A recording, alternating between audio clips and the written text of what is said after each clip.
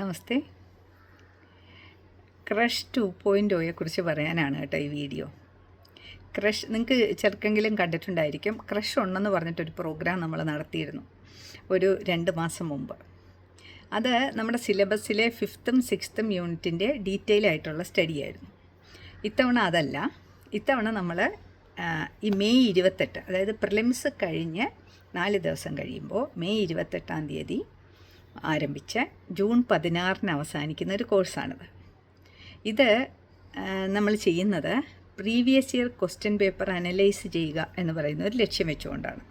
അതായത് ഒരു 25 വർഷത്തെ ചോദ്യപേപ്പറിനെ ഡീറ്റെയിലായിട്ട് ഓരോ ടോപ്പിക്കിൽ നിന്നും എത്ര ചോദ്യങ്ങൾ വന്നിട്ടുണ്ട്, ഏതേത് വർഷമാണ് വന്നത്, അതെന്ത് തീമിനെയാണ് ഫോക്കസ് ചെയ്യുന്നത്, അപ്പോൾ നമുക്കതിനെ എങ്ങനെയാണ് അപ്രോച്ച് ചെയ്യാൻ പറ്റുന്നത് എന്ന് പഠിക്കുന്ന ഡീറ്റെയിൽ ആയിട്ടുള്ള ഒരു സ്റ്റഡിയാണ് ഈ ക്വസ്റ്റ്യൻ പേപ്പർ അനലൈസ് ചെയ്യുന്ന ഒരു പ്രോഗ്രാമാണ് ഈ ക്രഷ് 2.0 എന്ന് പറയുന്നത്.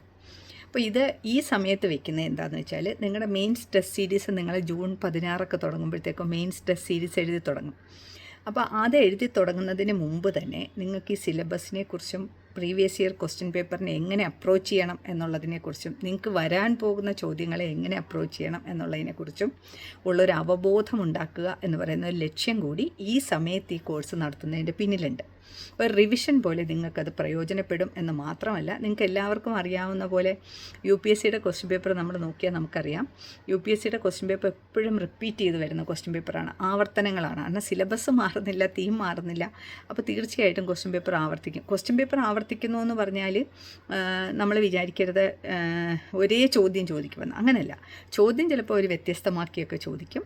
പക്ഷേ ആ ചോദ്യം വ്യത്യസ്തമാക്കി ചോദിക്കുമ്പോൾ നമുക്ക് എഴുതേണ്ടി വരുന്ന കാര്യങ്ങൾ ഒന്ന് തന്നെയായിരിക്കും.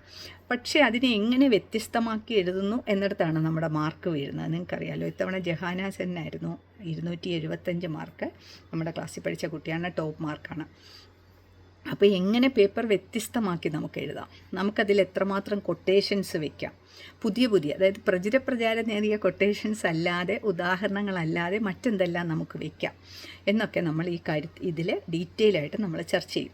അപ്പോൾ ഇതെന്താണ്, ഇതിൻ്റെ മൈക്രോ തീം അനുസരിച്ചിട്ടാണ് നമ്മൾ ഈ ക്വസ്റ്റ്യൻ പേപ്പർ അനലൈസ് ചെയ്യുന്നത് കേട്ടോ. ഒരു ഭാഗത്ത് ഏതെല്ലാം പോയിൻറ്റുകൾ വെച്ചിട്ട് അല്ലെങ്കിൽ ഏതെല്ലാം തീം വെച്ചിട്ട് ചോദ്യങ്ങൾ വരാം, അങ്ങനെ എത്ര ചോദ്യങ്ങൾ വന്നിട്ടുണ്ട് എന്നെല്ലാം ചോദ്യം ഉൾപ്പെടെ നമ്മൾ ഡീറ്റെയിൽ ആയിട്ട് പഠിക്കുന്നുണ്ട്. അപ്പോൾ ഉദാഹരണങ്ങളും കൊട്ടേഷൻസും നിങ്ങൾക്ക് അതിനോടൊപ്പം തന്നെ കിട്ടുന്നതായിരിക്കും. അപ്പോൾ ആർക്കാണ് ഇതിൽ ചേരാൻ പറ്റുന്നതെന്ന് വെച്ചാൽ, നമ്മളിപ്പോൾ പ്രിലിംസ് എഴുതുന്നവർക്ക് അല്ലെങ്കിൽ ഒരു തവണ ഓപ്ഷണൽ അറ്റൻഡ് ചെയ്തിട്ടുള്ളവർക്ക്, ഓപ്ഷണൽ ക്ലാസ് അറ്റൻഡ് ചെയ്ത് എന്തായാലും സിലബസ് പഠിച്ചിരിക്കണമല്ലോ. പഠിച്ചാൽ മാത്രമേ ഡിസ്കസ് ചെയ്യുന്ന ക്വസ്റ്റ്യൻസിനെ കുറിച്ച് നമുക്കൊരു അറിവുണ്ടായിരിക്കുകയുള്ളൂ. അതുകൊണ്ട് തീർച്ചയായിട്ടും ഒരു തവണ പഠിച്ചിട്ടുള്ള ആൾക്കാരാണ് ഇതിൽ അറ്റൻഡ് ചെയ്യാൻ പറ്റുന്ന അവരെ. അപ്പോൾ അവർ ഇപ്പോൾ പ്രിലിംസ് എഴുതി പാസ്സാവുകയോ പാസ്സാവാതിരിക്കുകയോ ചെയ്യട്ടെ. ഇപ്പോൾ ഇത്തവണ തന്നെ പാസ്സാവുകയോ അടുത്ത തവണ പാസ്സാവുകയോ അല്ലെങ്കിൽ എന്നെങ്കിലും ഞങ്ങളിത് എടുത്തിട്ട് പോവുകയോ ചെയ്യും എന്ന് തീരുമാനിച്ചിട്ടുള്ള മലയാളം ഓപ്ഷണൽ എടുത്ത ആർക്കും ഈ പ്രോഗ്രാം പ്രയോജനപ്രദമായിരിക്കും. ഒട്ടും സംശയിക്കേണ്ട. നിങ്ങൾക്ക് ഉപയോഗപ്രദമായ വിധത്തിൽ, അതായത് നിങ്ങൾക്ക് മെയിൻസ് ടെസ്റ്റ് സീരീസും മെയിൻസ് പരീക്ഷയും വളരെ ഭംഗിയായിട്ട് അറ്റൻഡ് ചെയ്യാൻ പറ്റുന്ന വിധത്തിലാണ് ഈ പ്രോഗ്രാം നമ്മൾ സെറ്റ് ചെയ്തിരിക്കുന്നത്. പിന്നെ നമ്മൾ ക്രഷ് 1നും നല്ല വിപുലമായൊരു നോട്ട് കൊടുത്തിരുന്നു കേട്ടോ. നിങ്ങൾക്ക് ആ ക്രഷ് 1ൽ ജോയിൻ ചെയ്ത് ആരോടെങ്കിലും ചോദിച്ചാൽ നിങ്ങൾക്ക് അതിൻ്റെ വിവരങ്ങൾ കിട്ടും. വളരെ ഡീറ്റെയിൽ ആയിട്ടൊരു നോട്ട് നമ്മൾ കൊടുത്തിരുന്നു. ഇതിനും ക്രഷ് 2.0നും വളരെ വിപുലമായൊരു നോട്ട്, കൊട്ടേഷൻസും ഉദാഹരണങ്ങളും ഉൾപ്പെട്ട വളരെ വിപുലമായൊരു നോട്ട് നമ്മൾ കൊടുക്കുന്നുണ്ട്. അതിൻ്റെ PDF നിങ്ങൾക്ക് കിട്ടും.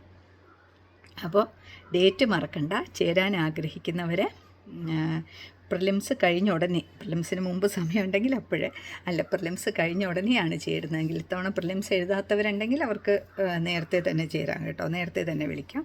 പ്രിലിംസ് എക്സാം വരുന്നതുകൊണ്ടാണ് ഞാൻ അങ്ങനെ പറയുന്നത്. പ്രിലിംസ് കഴിഞ്ഞ ഉടനെ തന്നെ വിളിക്കുക. 28-ാം തീയതിയാണ് ക്ലാസ് തുടങ്ങുന്നത്.